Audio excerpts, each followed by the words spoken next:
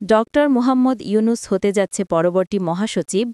জাতিসংঘের বর্তমান মহাসচিব আন্তোনিও গুতেরেসের মেয়াদ শেষ হবে ২০২৬ সালের ৩১ ডিসেম্বর। ইতিমধ্যে সংস্থাটির পরবর্তী মহাসচিব কে হবে তা নিয়ে শুরু হয়েছে আলোচনা। এখন পর্যন্ত ৩ জন প্রার্থীর নাম জোরালোভাবে আলোচনায় উঠে এসেছে।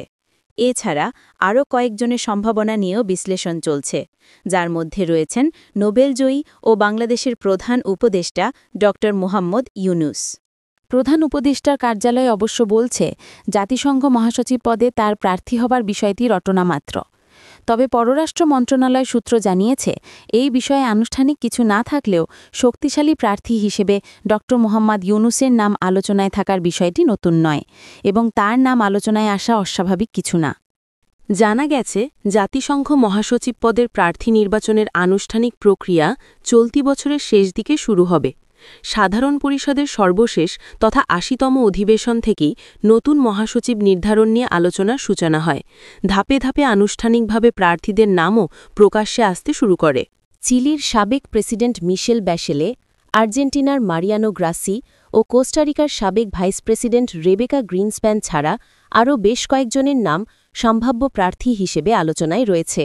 এই তালিকায় এখন পর্যন্ত ড মুহাম্মদ ইউনুসের নাম উল্লেখ না থাকলেও দেশের অভ্যন্তরীণ কয়েকটি সূত্র বলছে, মহাসচিব প্রার্থী হিসেবে তার নাম আলোচনায় থাকার বিষয়টি নতুন নয়।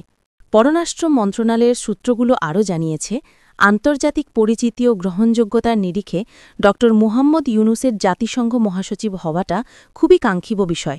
কিন্তু এশিয়া থেকে দক্ষিণ কোরিয়ার বান কি মুন ২০০৭ থেকে ২০১৬ সাল মেয়াদে দায়িত্ব পালন করেছেন। এরপর পদটি গেছে ইউরোপের দেশ পর্তুগালে। এখন আবার এশিয়া থেকে মহাসচিব নির্বাচিত হওয়া নিয়ে সংশয় রয়েছে। তবে যে কোনো বিবেচনায় মহাসচিব পদে ড মুহাম্মদ ইউনুসের নামটি যথার্থ। জাতিসংঘের মহাসচিব নির্বাচন বিষয়ক প্রচারণামূলক ক্যাম্পেইন অনুসরণ করে দেখা যাচ্ছে, জাতিসংঘের মহাসচিব পদে কে আসছেন এ প্রশ্নটি বৈশ্বিক কূটনৈতিক অঙ্গনে এরই মধ্যে আলোচিত বিষয় পরিণত হয়েছে।